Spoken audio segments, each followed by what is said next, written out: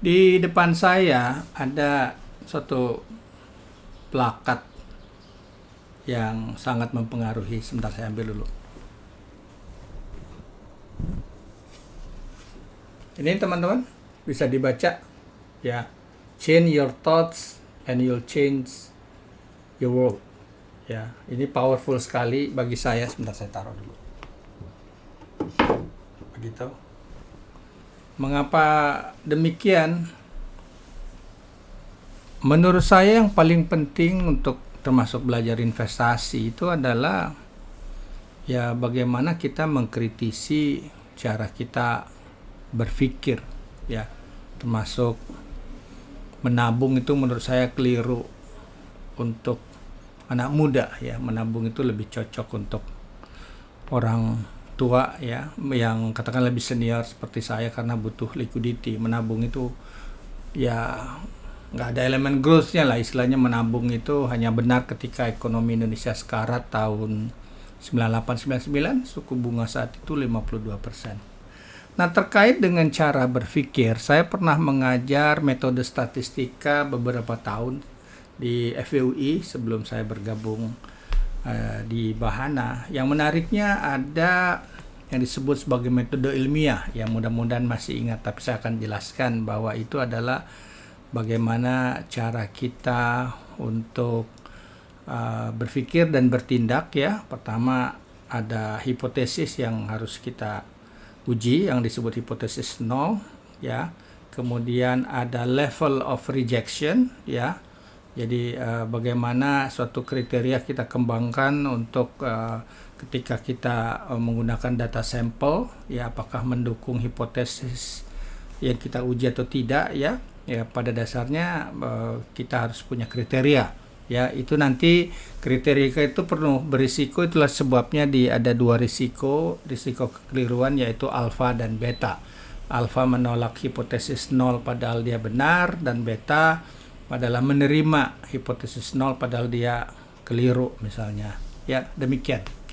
Nah, bagaimana kalau saya sampaikan ada seseorang yang hidup diduga lebih dari 4.000 tahun yang lalu, dia menggunakan metode ilmiah ya, dan bahkan untuk memperkuat keimanan katakanlah ya. Siapa dia akan saya bahas, tapi saya begitu terpesonanya teman-teman, sehingga saya berpesan kepada anak-anak saya, siapapun di antara mereka sudah berkeluarga ya, kemudian memiliki anak laki-laki, Papa minta ya, katakan kepada mereka untuk memberi nama sesuai dengan karakter yang akan kita bahas berikut ini.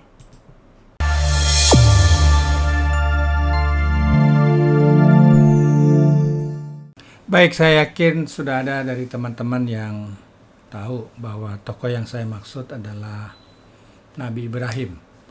Kitab Perjanjian Lama mengatakan beliau berasal dari kota Ur ya, mungkin sekarang wilayah Irak, dan pribadi yang awalnya disebut bernama Abram diperintahkan oleh Tuhan melakukan perjalanan ya, kegiatan perjalanan sempat ke Mesir sebelum nanti menetap di daerah apa yang kita kenal sebagai Palestina.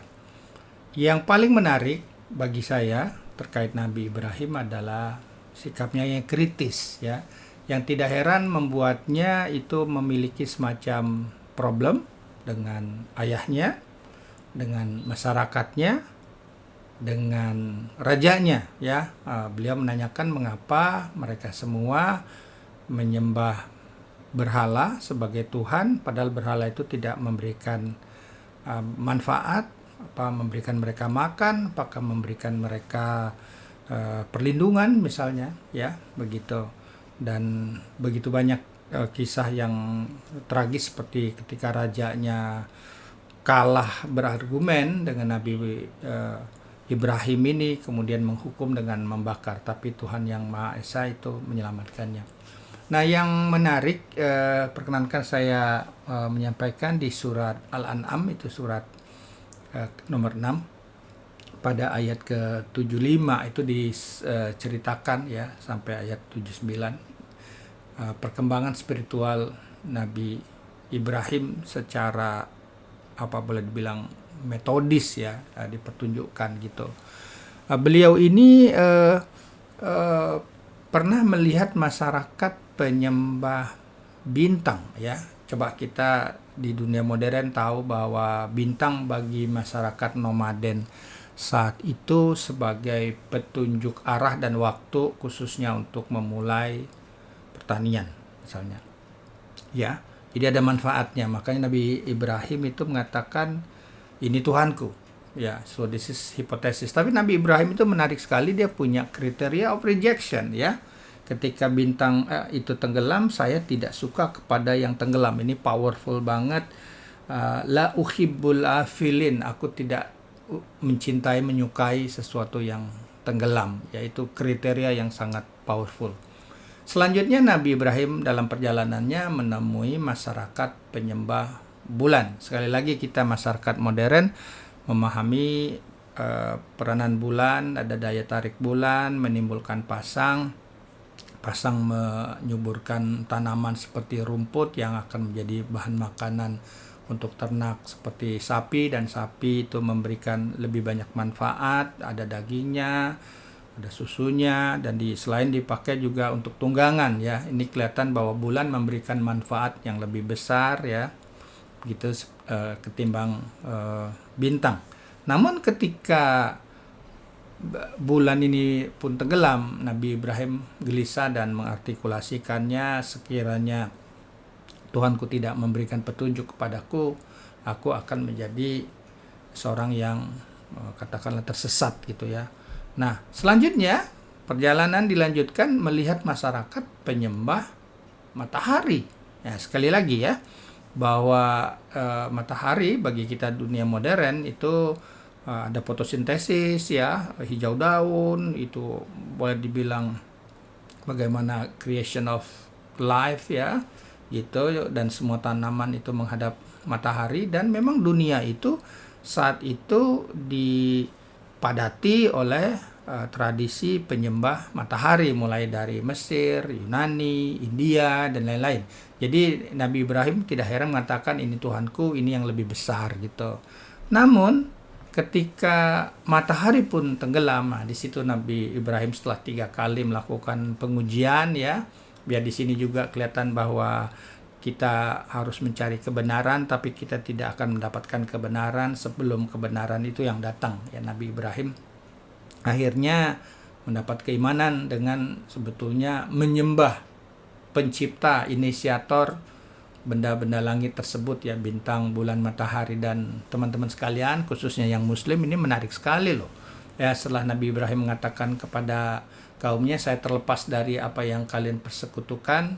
Nah, ini dia yang dia mengatakan sesuatu yang sebetulnya kita baca dalam sholat doa iftitah ya.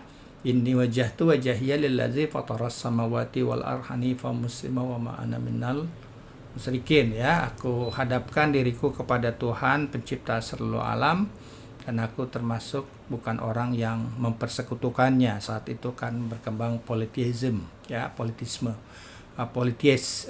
ya, jadi politisme ya, jadi Tuhan yang banyak lah saat itu.